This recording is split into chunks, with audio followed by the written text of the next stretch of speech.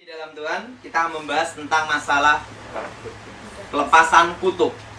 Saudara, hari ini kita membahas tentang masalah pesugihan, orang yang meminta kekayaan sama setan, atau orang yang minta naik pangkat sama kuasa setan, maupun orang yang meminta penglarisan. Dan kita akan membahas satu kasus. Kenapa orang yang terlibat kuasa setan, kalau dulunya dia minta kekayaan sama setan, begitu bertobat langsung habis. Dan habis di sini tidak bangkit lagi. Kalau dulu minta kenaikan pangkat sama kuasa setan, begitu bertobat tahun depan dipecat. Dan kalau orang yang dulu minta penglarisan toko atau untuk penglarisan, begitu bertobat tutup toko dan tidak bisa bangkit lagi. Saya mau tanya sama saudara, siapa yang mau bertobat habis-habisan? Angkat tangan. Siapa yang ingin bertobat tetapi tetap diberkati? Nah, kita membahas tentang kasus ini dan kenapa kasus ini bisa terjadi. Mari kita buka dalam kitab Yehezkiel pasal 20 ayat 30 sampai dengan 32. Kitab Yehezkiel pasal 20 ayat 30 sampai dengan 32. Saudara yang ganjil, saya yang genap. Kitab Yehezkiel pasal 20 ayat 30 sampai dengan 32. Saudara yang ganjil, saya yang genap. Oleh sebab itu, katakanlah kepada kaum Israel, beginilah firman Tuhan Allah, apakah kamu menajiskan dirimu juga dengan cara hidup nenek moyangmu dan berzina dengan mengikuti dewa-dewanya menjijikkan? Dalam sesembahan yaitu mempersembahkan anak-anakmu sebagai korban dalam api, kamu menajiskan dirimu dengan segala berhala-berhalamu sampai hari ini. Apakah aku masih mau meminta petunjuk daripadaku, hai kaum Israel? Demi aku yang hidup, demikianlah firman Tuhan Allah, aku tidak mau lagi kamu minta petunjuk daripadaku. Dan apa yang timbul dalam hatimu sama sekali tidak akan terjadi, yaitu yang kamu kata kepada kami seperti bangsa-bangsa lain, seperti segala kaum di negeri, untuk berbakti kepada pohon dan batu. Saudara yang kasih dalam Tuhan, sering kita di Indonesia maupun di berbagai tempat, sering kita mendengar orang meminta kekayaan sama setan, kenaikan pangkat, penglarisan. Dan saya beritahu, itu bukan hanya di Indonesia, di Amerika pun banyak. Sekarang baru mewabah di Amerika, apalagi di Afrika dan di berbagai negara. Saudara, sebenarnya hal itu bukan hal yang baru. Sejak zaman dahulu itu sudah ada. Bahkan sejak zaman Abraham itu sudah ada. Bahkan pada waktu itu ada sebagian orang Israel yang terlibat meminta kuasa kegelapan dengan mengorbankan anak-anak mereka dalam api. Saudara, sebenarnya orang yang meminta kekayaan sama setan, kenaikan pangkat atau penglarisan dan lain-lainnya, bukan hanya mengorbankan dirinya, tapi juga mengorbankan masa depan dan hidup anak cucunya. Saudara, dan di dalam mendatangkan kuasa setan, dua unsur ini pasti dipakai, yaitu api dan asap. Apa saudara? Apa saudara? Api dan asap. Kemenyan dibakar supaya keluar api dan asap. Setelah itu apa lagi? Setelah kemenyan, hiu dibakar supaya keluar api dan asap. Kayu cendana dibakar supaya apa? Keluar api dan asap. Untuk mengundang setan, untuk satu ritual memanggil, pasti dua unsur ini dipakai. Baru ritual itu lengkap. Kenapa? Waktu dulu kepercayaan saya sebelum bertobat, bahwa setan tercipta dari unsur api. Dan perlu saudara tahu, bahwa Tuhan tidak pernah menciptakan setan, tetapi Tuhan menciptakan malaikat. Amin. Karena semuanya awalnya adalah baik. Amin. Semua awalnya adalah baik. Tetapi malaikat ini ada yang jatuh ke dalam dosa, sepertiga malaikat. Jadilah setan, jin peri perayangan itu, saudara. dengan pemimpin tertinggi Lucifer, Tante Lucy. Sepertiga malaikat, satu dalam dosa. Dan di neraka pun hanya ada, udah perhatiin, api dan asap belerang, betul? Api dan asap apa? Belerang. Kan tidak ada tertulis neraka full AC. Ada adalah? Yang ada adalah api dan asap belerang. Sehingga untuk memanggil ritual setan, pasti dua unsur ini dipakai. Karena apa? Dari materinya dikembalikan ke materinya. Jadi paham dari kebatinan, paham dari okultisme, kebatinan ilmu hitam, karena saya dari aliran hitam, kebatinan hitam. Kedua ini dipakai. Jelas, saudara? Jelas, saudara? Kebatinan hitam, dua ini dipakai. Karena apa? Dikembalikan ke materinya. Nah, dalam persembahan berhala pun selalu dipakai namanya benda-benda bernyawa. Kalau di Indonesia harus ayam kampung, tidak boleh Kentucky Fried Chicken. Karena setan sama Kentucky takut juga kolesterol.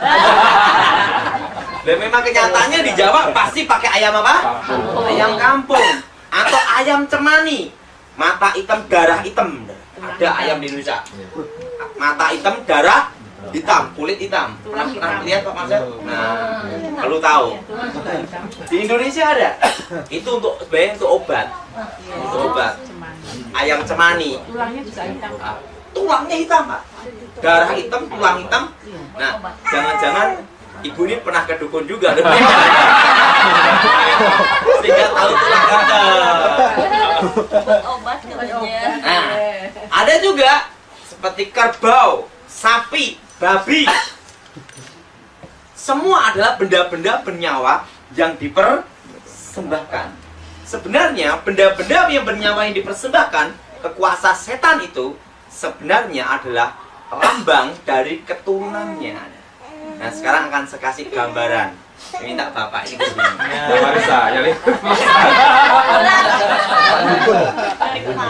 Nah, dari ini jadi setannya ini.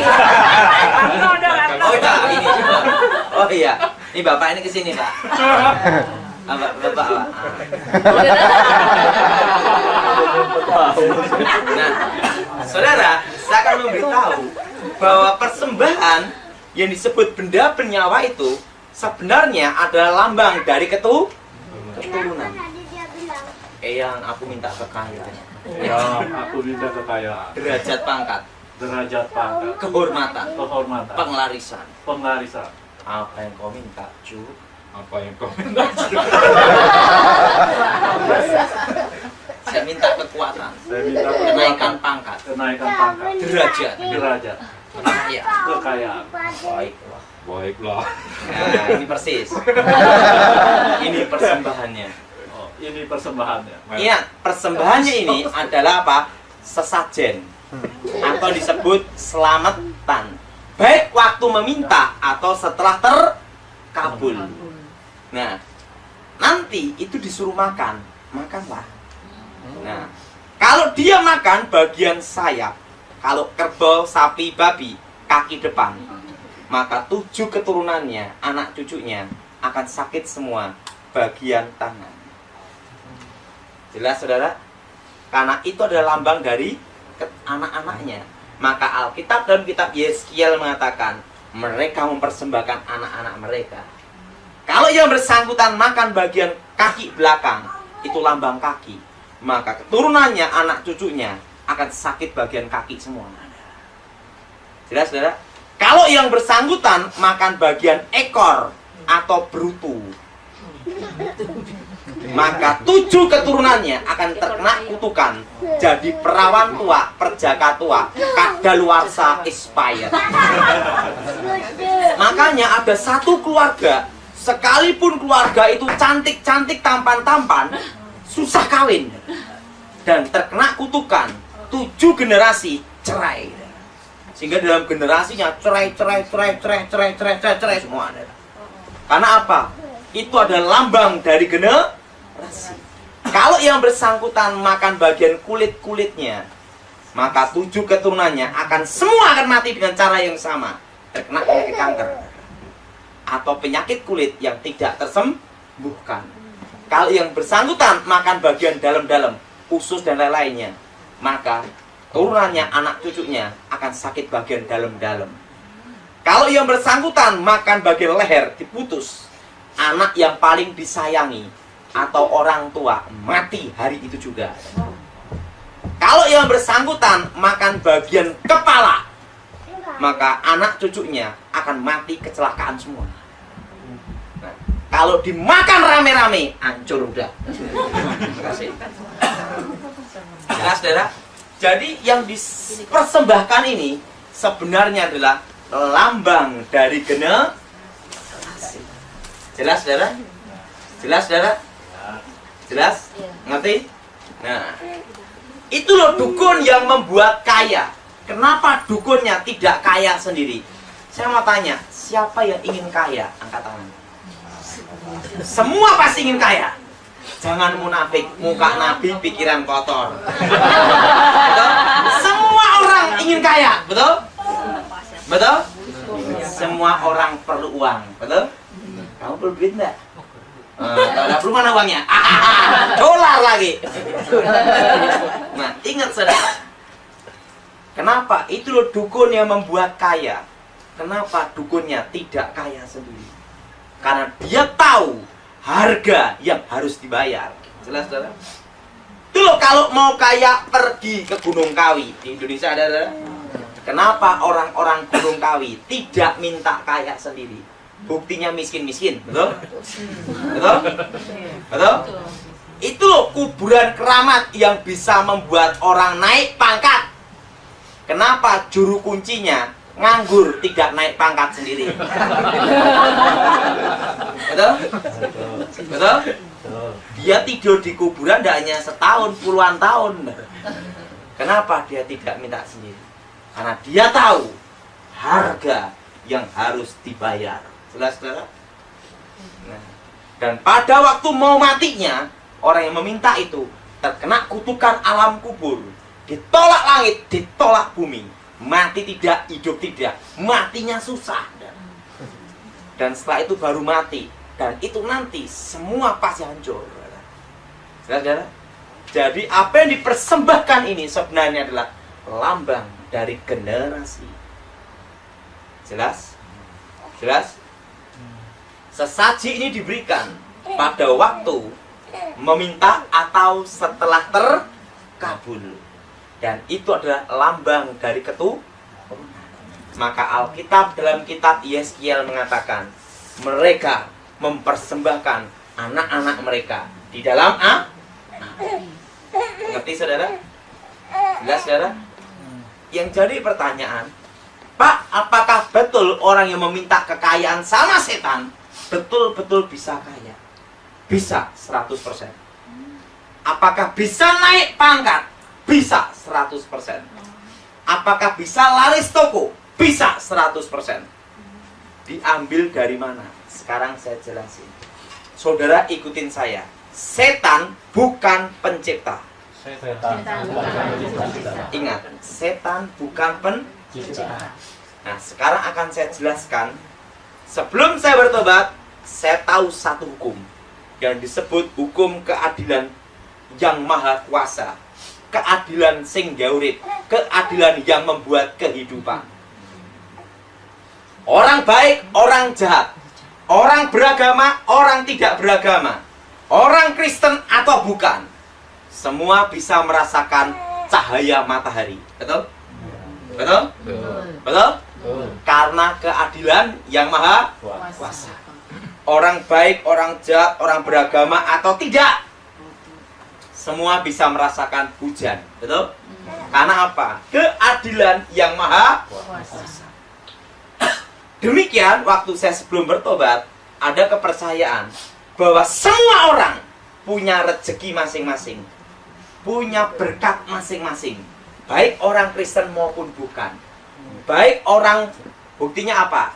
Ada penjahat yang kaya, ada preman terminal, ada preman nasional. Betul? Betul? Sama-sama preman, rezeki beda. Betul? Betul? Betul? Nah, buktinya ada. Ada yang pendeta kaya, makan aja sampai gini. Wah. Tapi ada juga pendeta miskin, makannya sampai gini. Sama-sama pendeta, sama-sama berdoa, rezeki beda. Betul? Betul? Hoki lain. Buktinya ada. Ada orang Kristen miskin, ada orang Kristen kaya. Betul? Betul? Ada orang non-Kristen kaya, ada orang non-Kristen yang miskin. Betul? Ada orang ateis yang kaya, ada ateis yang miskin. Semua orang punya rezeki masing-masing. Semua orang punya berkat masing-masing. Sesama penjahat aja rezekinya beda-beda. Betul? Betul? Betul? Nah, dan ingat, sekarang saya jelaskan kenapa sama-sama minta setan, tetapi kayanya juga beda-beda. Ada yang kaya tanggung, ada yang konglomerat, ada yang tetap biasa-biasa aja. Nah, sekarang saya jelaskan bahwa semua orang punya rezeki masing-masing. Semua orang punya berkat masing-masing. Tetapi bedanya satu. Kalau kita percaya Yesus, kita dijamin masuk surga. Amin. Dan kalau kita setia, Tuhan tambahi berkat itu. Amin.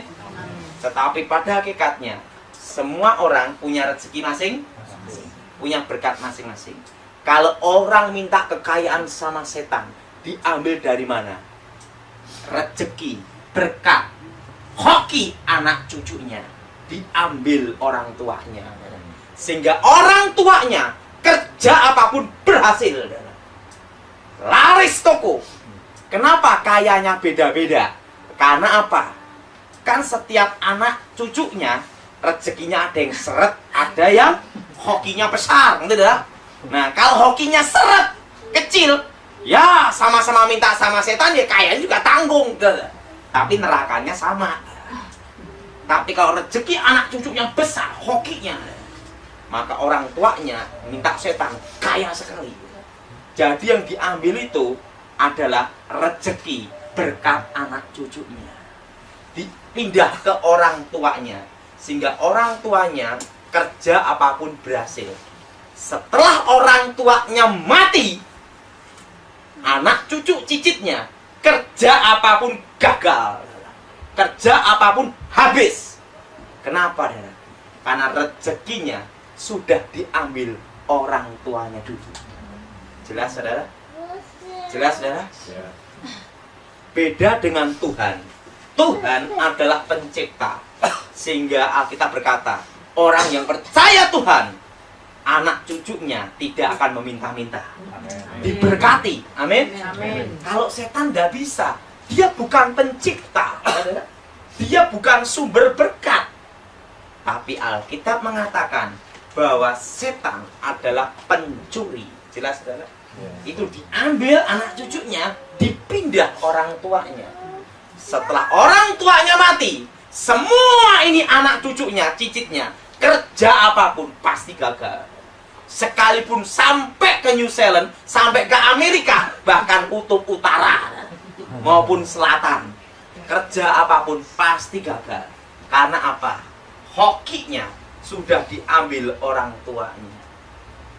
Ngerti, saudara? Jelas, saudara? Nah, makanya kan orang Chinese ini berkata, kamu boleh pandai, kamu boleh punya koneksi, nggak ada hoki, percuma. Betul? Orang Chinese sering berkata gitu, betul? Betul? Hoki nomor 1. Betul? Betul? Nah, dan hoki itu adalah di tangan Tuhan. Amin. Berkat Tuhan. Saya beritahu. Jadi ingat, jadi kalau orang minta kekayaan sama setan, jadi rezekinya itu diambil orang tuanya. Jadi anak cucunya itu rezeki diambil semua. Sehingga kalau orang yang terlibat okultisme, minta kekayaan, penglarisan, kenaikan pangkat, dia punya istri banyak supaya anaknya banyak. Kenapa supaya banyak? Rezekinya tambah banyak. Jelas, saudara? Jelas, saudara? Tambah anak banyak rezeki. Ngambil dari anak Cucu diambil semua. Nah, setelah orang tuanya mati, yang sengsara anak cucu. Cucu cicit sampai 7 generasi. Habis semua adalah. Karena apa? Rezekinya, hokinya sudah diambil duluan. Ngerti saudara? Ngerti sekarang? Ya. Jadi ingat, saudara jangan berpikir setan bisa memberkati. Itu salah. Setan tidak bisa berkati karena dia apa? Bukan pencipta. Jelas saudara? Jadi diambil dari anak cucu. Perhatiin, orang yang minta kuasa gelap kaya raya, bes. Begitu orang tua ini mati, anak cucu cicit semua habis. Betul? Sering saudara mendengar? Sering mendengar?